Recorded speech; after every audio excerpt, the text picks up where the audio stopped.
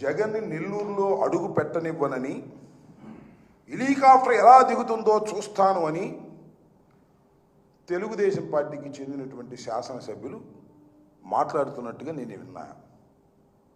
ఇదేనా ప్రజాస్వామ్యం? హెలికాప్టర్ దిగనీరా? ఏంటి మీకు వచ్చిన బాధ? నాకు అర్థం కాలేదు.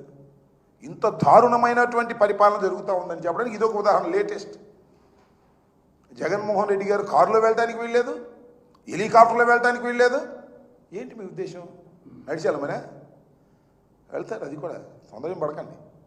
మీరు స్వయంకృత అపరాధాలు చేసుకుంటున్నారు. జగన్మోహన్ రెడ్డి గారిని పదే పదే మాట్లాడుతున్నారు. జగన్మోహన్ రెడ్డి ఎంతండి? పులివెందుల ఎమ్మెల్యే ఎంత వచ్చింది ఆయనకి? 11 సీట్లు. మరి ఎందుకు ఇంత భయం? ఎందుకు అంటే ఈ సంవత్సర కాలంలోనే 40% నుంచి ఆయన 60%కి పెరిగాడు అనేదేగా మీ భయం. అయి ఉంటుంది బహుశా. ఎందుకంటే సర్వేలు వాళ్ళు చేయించుకుంటున్నారు కదా, ఇండస్ట్రీస్లు కూడా సర్వేలు చేయించుకుంటున్నారు. చేయించుకుని ఏమంటున్నారంటే, నేను చెప్పింది కాదు ఇది, లోకేష్ గారు చెప్పాడు. గౌరవనీయులైనటువంటి లోకేష్ గారు, విద్యాశాఖ మంత్రి గారు, చంద్రబాబు నాయుడు గారు ఏకైక ముద్దుల కొడుకు, అంతా చక్రం తిప్పుతున్నటువంటి వ్యక్తి ఏం చెప్పాడు తెలుసా?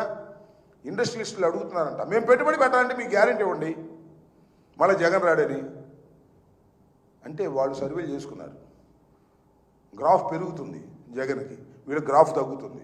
రాబోయే కాలంలో జగన్ వస్తాడనేటువంటి భయం వాళ్ళకి వేసిందని ఈయన చెబుతున్నాడు. భయం ఎందుకు? మేము ఉన్నప్పుడు రాలా ఇండస్ట్రియలిస్టులు? ఇదో కోతలు కోసే వ్యవహారం. అంటే ఈ లెక్కన మీరే చెబుతున్నారు ఇండైరెక్ట్గా. మళ్ళా జగన్మోహన్ రెడ్డి వస్తాడు అనేటువంటి భావనతో ఇవాళ మీరే పదే పదే పదే పదే జగన్మోహన్ రెడ్డి గురించి నామస్మరణ చేస్తున్నారు. అంటే జగన్మోహన్ రెడ్డి గారు ఒక పెద్ద శక్తిగా మళ్ళా ఎదుగుతున్నాడనే అంశాన్ని నేనేదో ఇక్కడ కూర్చుని ప్రెస్ మీట్లు పెట్టి చెప్పాల్సిన అవసరం లేదు. కానీ ఆ చంద్రబాబు మాటలు, ఆ పవన్ కళ్యాణ్ మాటలు, లోకేష్ మాటలు నిశ్చితంగా పరిశీలిస్తే ఎవరికైనా అర్థమైంది. మొన్న పవన్ కళ్యాణ్ గారు అన్నాడు, 15 సంవత్సరాలు మేమే ఉంటాం. గ్యారంటీ ఇచ్చారు ఈయన.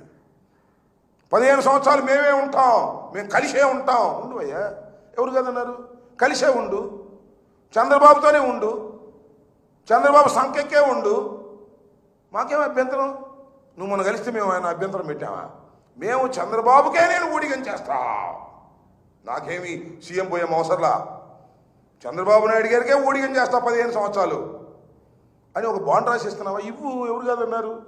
నువ్వు ఇస్తే నీ కార్యకర్తలు ఏమో ఆలోచించుకోవాలి తప్ప మాకేంటి అంటున్నా. నేను ఒకటే చెప్తున్నా, ప్రభుత్వ వ్యతిరేకత పెరిగిన తరువాత కూటమైన ఓటమి తప్పదు. అది చూసుకోండి. ప్రభుత్వ వ్యతిరేకత చాలా జోరుగా, చాలా స్పీడ్గా పెరుగుతుంది. గ్రాఫ్ చాలా డౌన్ అయిపోతూ ఉంది. అది కూటమి మొత్తానికి వర్తిస్తుంది. ఆ కూటమి ఓటమి పాలుగాక తప్పదు. సమయం వచ్చినప్పుడు కాస్త ఒళ్ళేదని జాగ్రత్త పెట్టుకుంటే ఇప్పుడు ఇలా కొద్దిగా మెరుగులో ఉంటారేమో తప్ప ఇలా జగన్మోహన్ రెడ్డి గారిని ఇంట్లోంచి కాలు బయట పెట్టనివ్వం, హెలికాప్టర్ దిగనివ్వం, రైలు ఎక్కనివ్వం, కారు వెళ్ళనివ్వం. ఇవన్నీ మాటలు మాట్లాడుతుంటే అసలు ప్రజా సంక్షేమం గురించి ఆలోచించవయ్యా అంటే జగన్మోహన్ రెడ్డి గారిని కట్టడి చేయడానికే మీ యంత్రాంగాన్నంతా ఉపయోగించుకునేటటువంటి దౌర్భాగ్య నీచ పరిస్థితికి ఇవాళ కూటమి ప్రభుత్వం, చంద్రబాబు నాయుడు గారి ప్రభుత్వం రావడం దురదృష్టకరమైనటువంటి అంశంగా నేను ఈ సందర్భంగా చెప్పదలుచుకున్నాను. ఓకే.